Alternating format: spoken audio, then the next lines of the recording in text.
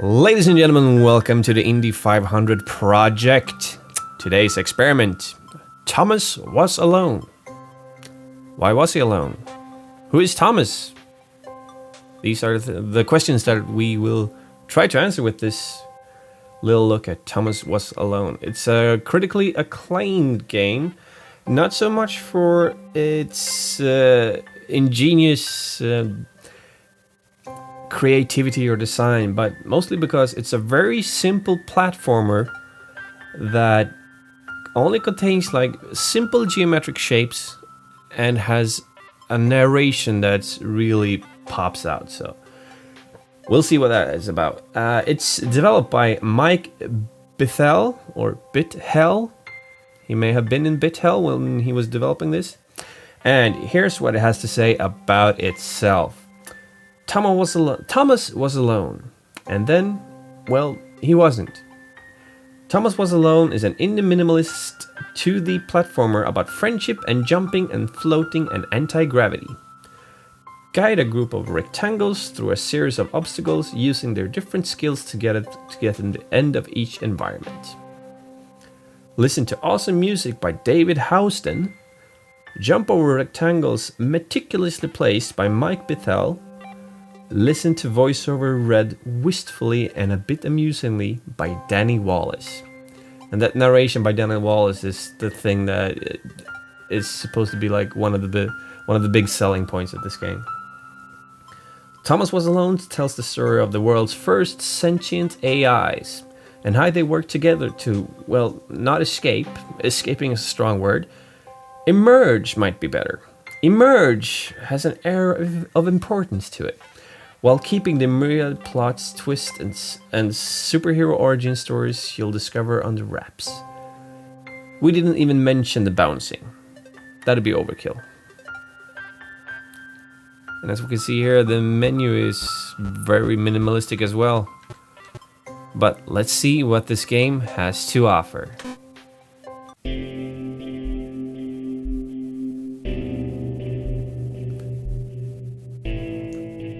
The program was a failure. People forget this. It was a massive flop.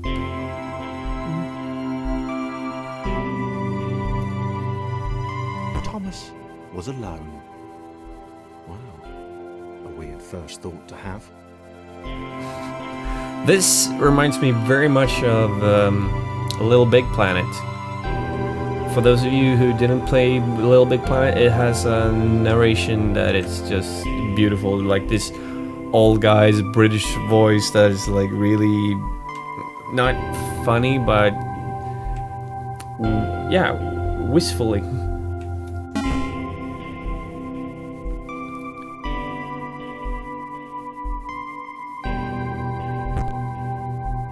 So this is what the game is all about. Any secrets? Apparently not.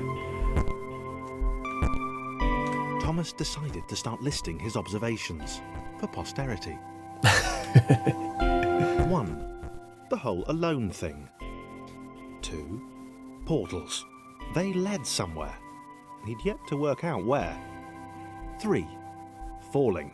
Thomas was absolutely fantastic at falling. He was almost as good at falling as he was at observing. Oh, this is beautiful. Oh, check out the lights on the shadow of Thomas is moving according to his location. That's a pretty nice touch. I mean, it's not much you can do with this minimalistic design, but they're working it properly. So this is the thing we're doing. We're moving the blocks to the portals, the white portals.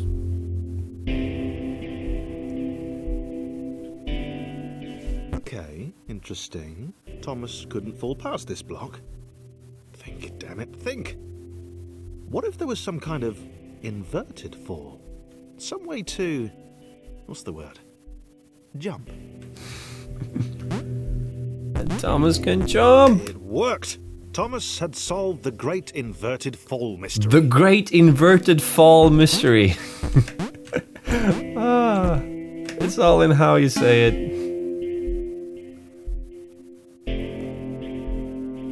A big jump. But Thomas noted there was no real danger in missing it. The world didn't want him to fail here. It was pushing him, but gently.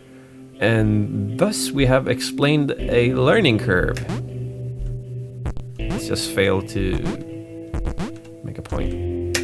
And let's fail not to make a point, but just because failing.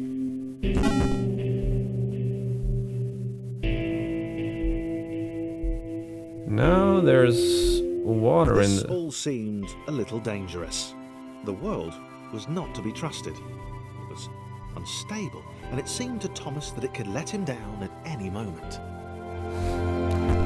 He was starting to suspect it might even be doing so on purpose. Paranoia. Paranoids are just people with all the facts.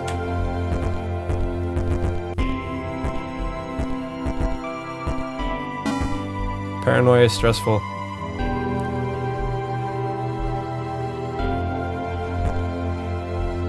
Thomas wondered whether the portals were actually taking him anywhere.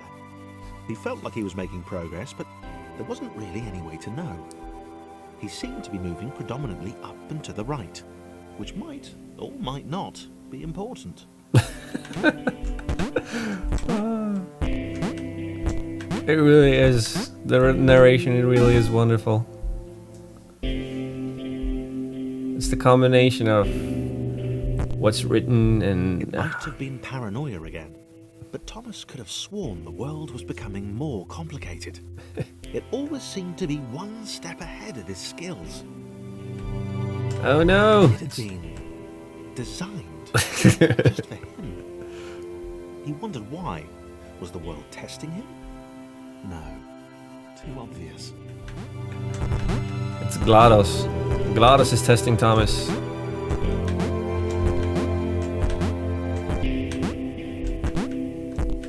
Oh! That might be easier, right? Hoppity hop. Ooh. Something about the boiling, toxic, glowing water intimidated Thomas.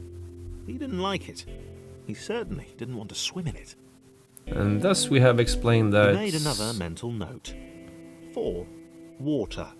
Not good. To be avoided. Thus we have explained that water bad. Okay, so this is a checkpoint. Let's continue on.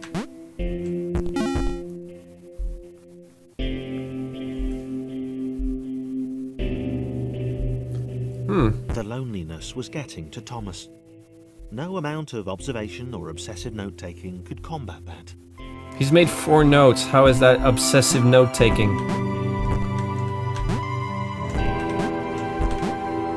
I'm really liking this lighting effect with the shadow casting. So the light emits from the middle here. It's just throwing shadows out to the sides. Oh wait, oh wait, oh wait. Big one, and a high one, and there we go.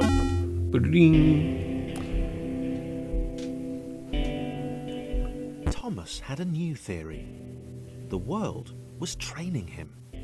He could feel himself getting smarter. There was the mental list to consider. Over the minutes and seconds since his spontaneous generation, he'd become a pretty skilled jumper. He has. He was evolving.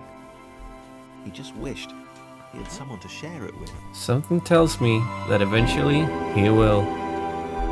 Now let's try jumping in the water just because.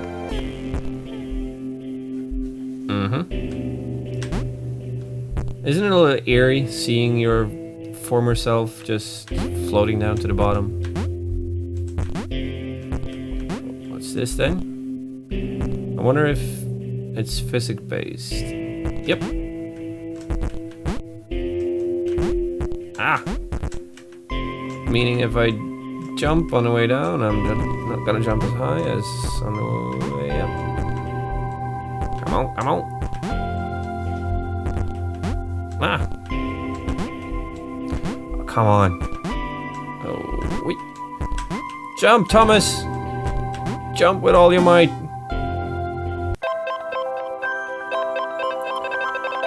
Be there or be square.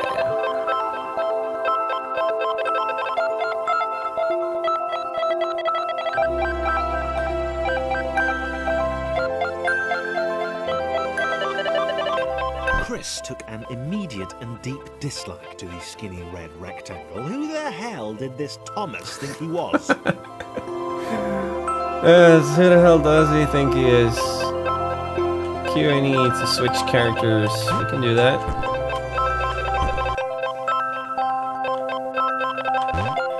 Ah, he can jump as well. Alright, so you have to fill both at the same time, right? Whoa! Chris had been doing fine. He wasn't the highest jumper, but he'd held his own. He'd even been graceful at times. Well, not technically graceful. The wrong word, but you know, fine. There was that skinny little runt leaping about like he owned the place.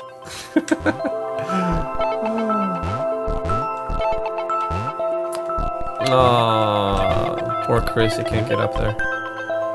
Can Thomas do something about it? Looks like he can, because this is designed for Thomas.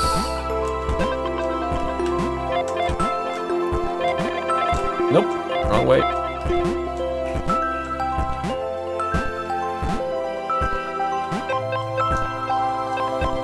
Here you go, Chris. Have a bound.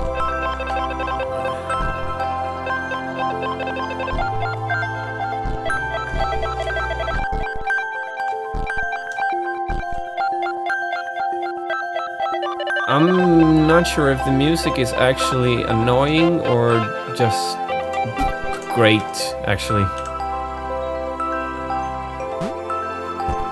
Like, the music right now is awesome, but those notes get a little annoying.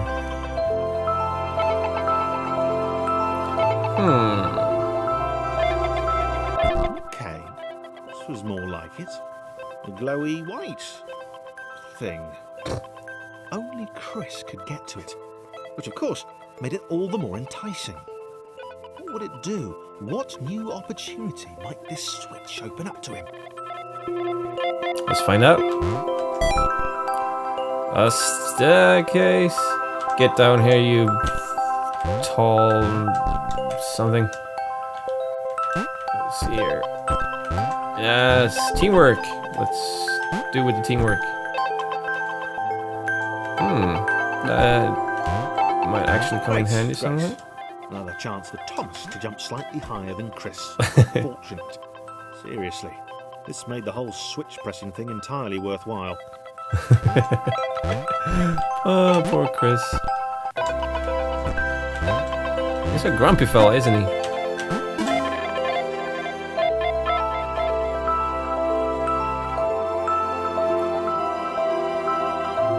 Was this good? Because on the surface, it did not seem good. Chris was pretty scared. Little Red seemed fine. Yeah. Happy to be on his merry little adventure.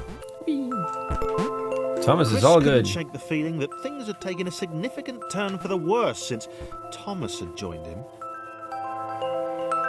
Sure, he'd been able to piggyback his way to ever so slightly higher platforms, but where had that got him? Well, to ever so slightly higher platforms, which was sort of his point.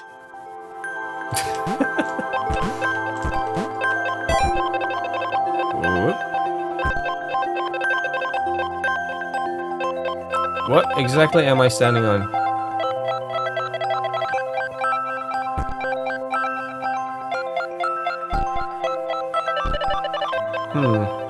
Where am I going? Thomas, you explorer. You're the faster one of us. Okay, so Thomas is supposed to go that way. Can he go that way without doing something for Chris first? You have to give him credit that how natural I adapted that. This guy is named Chris. It's a square that's named Chris. And he has his problem with the world, and he's a grumpy fella. And this is Thomas, a cheerful rectangle that likes to take notes. It really is beautifully done.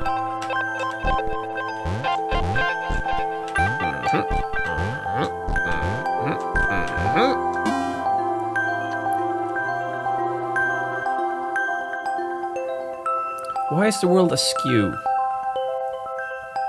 Chris stared at Thomas with pure hatred. He seemed so very happy at their situation. Friends together, a brave fellowship of quadrilaterals on a quest for greatness. That would be fine. But it was all the obvious observation that Thomas was doing which grated. Every time they saw something vaguely new, Chris would hear a satisfied little from the vaulting idiot. He hoped the next portal would split them up, if only for a few levels. Oh, that might just happen. Ah, it's a boat.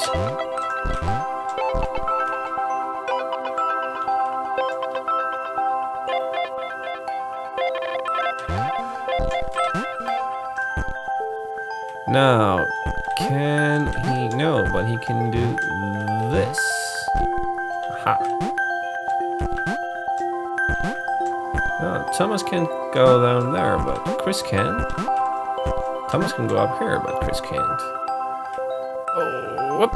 Dangerous. You're doing great, Chris.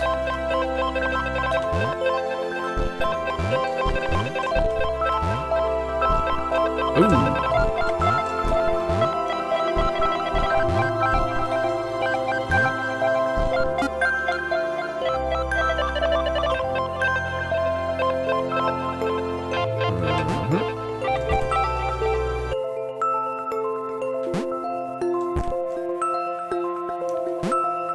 That's checkpoint, and that thing is a little worrisome. Yeah, there we go.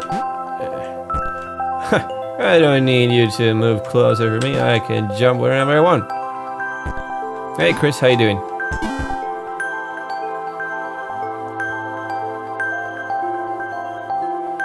John knew. He knew that this was his chance. A moment to shine. This was game day. Hey, everybody, meet John. And John is gonna be the last character we see in this video. This is a jumping platformer with rectangles and squares that have a beautiful story with beautiful characters. I'm not really sure how that actually worked, but yeah, if you want more of this game, you're just gonna have to go out and get it. But it's just so beautifully executed. So yeah, I'm not gonna show you anymore. Maybe just this level because yeah, give John his moment to shine. Step onto John and we jump up here and we want. There we go. John helped him out. Now John is in the way. This would not do. John needed room to show off his exceptional skills. As it was, he was trapped on the wrong side of these little dot things. And that is a dilemma that we'll have to solve a lot of time. Yeah, this game is just beautiful. I'm definitely gonna play more of this game. But that's it for this time. So, until next time, happy gaming. To the platformer about friendship and jumping and floating and anti-gravity. Guide a group of rectangles through a series of obstacles using their different skills to get in the end of each environment. Listen to awesome music by David Houston. Jump over rectangles meticulously placed by Mike Bithell. Listen to voiceover read wistfully and a bit amusingly by Danny Wallace. And that narration by Danny Wallace is the thing that is supposed to be like one of the big selling points of this game. Thomas Was Alone tells the story of the world's first sentient AIs and how they work together to, well, not escape. Escaping is a strong word. Acclaimed game, not so much for its ingenious creativity or design, but mostly because it's a very simple platformer that only contains like simple geometric shapes and has a narration that's really pops out. So, ladies and gentlemen, welcome to the Indy 500 project. Today's experiment: Thomas was alone. Why was he alone? Who is Thomas? These are the questions that we will try to answer with this little look at Thomas Was Alone. It's a critical. We'll see what that is about. It's developed by Mike Bithell or Bithell. He may have been in Bithell when he was developing this. And here's what it has to say about itself. Thomas was alone. And then, well, he wasn't. Thomas Was Alone is an indie minimalist